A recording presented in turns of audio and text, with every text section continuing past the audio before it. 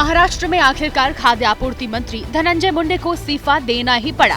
बीड़ जिले के मस्साजोग गांव के सरपंच संतोष देशमुख की हत्या के बाद से ही वो विपक्ष के निशाने पर थे। दरअसल मुख्य आरोपी वाल्मीकि कराड धनंजय मुंडे का करीबी है। बीती रात अजित पवार के साथ सीएम फडणवीस की बैठक हुई थी। इस बैठक में धनंजय मुंडे भी मौजूद थे।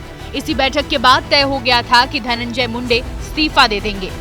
महाराष्ट्र के मंत्री श्री धनंजय मुंडे, इन्होंने अपने पद का इस्तीफा मुझे सौंपा।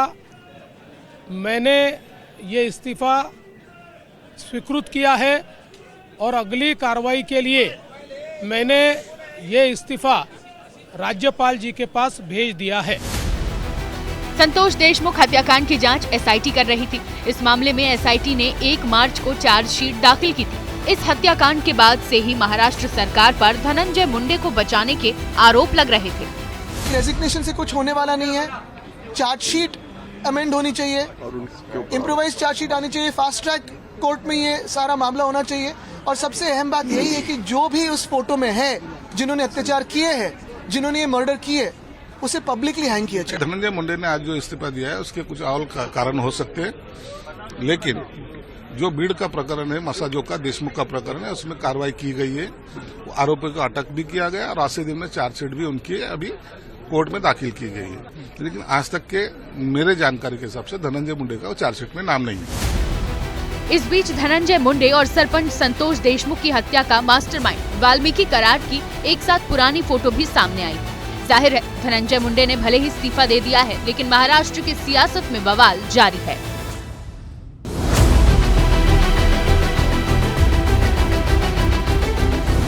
महाराष्ट्र में आखिरकार खाद्य आपूर्ति मंत्री धनंजय मुंडे को इस्तीफा देना ही पड़ा।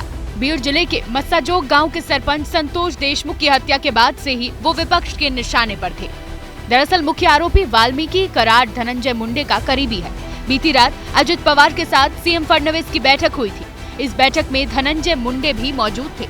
इसी बैठक के बाद तय हो गया था कि धनंजय मुंडे इस्तीफा दे देंगे। महाराष्ट्र के मंत्री श्री धनंजय मुंडे, इन्होंने अपने पद का इस्तीफा मुझे सौंपा। मैंने ये इस्तीफा स्वीकृत किया है। संतोष देशमुख हत्याकांड की जांच एसआईटी कर रही थी। इस मामले में एसआईटी ने 1 मार्च को चार्जशीट दाखिल की थी। इस हत्याकांड के बाद से ही महाराष्ट्र सरकार पर धनंजय मुंडे को बचाने के आरोप लग रहे थे। रेजिग्नेशन से कुछ होने वाला नहीं है। चार्जशीट अमेंड होनी चाहिए, इम्प्रोवाइज चार्जशीट आनी चाहिए, फास्ट ट्रैक कोर्ट में ये सारा मामला होना चाहिए। और सबसे अहम बात यही है कि जो भी उस फोटो में है, जिन्होंने अत्याचार किए हैं, जिन्होंने ये मर्डर किए, उसे पब्लिकली हैंग किया चाहिए। धनंजय मुंडे ने आज जो इस्तीफा दिया है उसके कुछ और कारण हो सकते हैं, लेकिन जो बीड़ का प्रकरण है, मस्साजोग का देशमुख का प्रकरण है, उसमें कार्रवाई की गई है। आरोपी को अटक भी किया गया और आज से दिन में चार्जशीट भी उनकी अभी कोर्ट में दाखिल की गई है। लेकिन आज तक के मेरे जानकारी के हिसाब से धनंजय मुंडे का चार्जशीट में नाम नहीं है। इस बीच धनंजय मुंडे और सरपंच संतोष देशमुख की हत्या का मास्टरमाइंड वाल्मीकि कराड की एक साथ पुरानी फोटो भी सामने आई। जाहिर है धनंजय मुंडे ने भले ही इस्तीफा दे दिया है, लेकिन महाराष्ट्र की सियासत में बवाल जारी है।